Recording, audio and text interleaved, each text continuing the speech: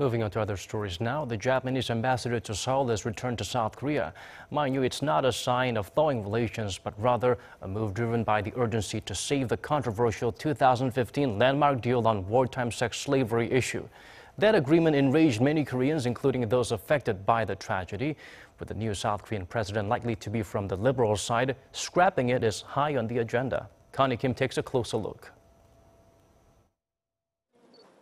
The Japanese envoy will shoulder a major task when he comes back to South Korea. Japanese ambassador to South Korea Yasumasa Nagmine and Consul General Yasuhiro Morimoto were called to Tokyo in protest of a statue honoring the victims of Japan's wartime sexual slavery set up by a civic group in Korea's southeastern port city of Busan.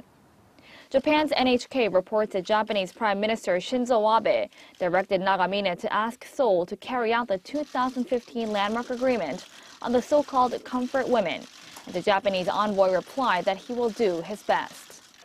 Nagmine is also said to have told reporters that he is coordinating to speak directly to South Korea's acting president Hwang Kyo-ahn to resolve this issue.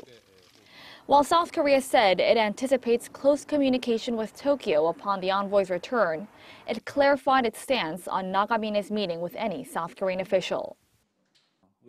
Regarding Nagamine's meet with senior officials, including those from the foreign ministry, we will decide whether to do it or not once we have an official request from the Japanese side. The diplomat's return to South Korea was a rather abrupt one.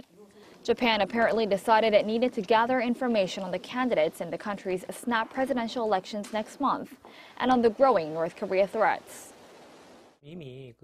With a progressive administration likely to come in, it seems Japan decided it needs to respond to changes in domestic politics, with the benefits of sending its envoy back outweighing the losses. The prospects for bilateral ties are cloudy, with most experts expecting a deterioration in relations, because most of the leading presidential candidates want to scrap or renegotiate the 2015 deal. Connie Kim, Arirang News.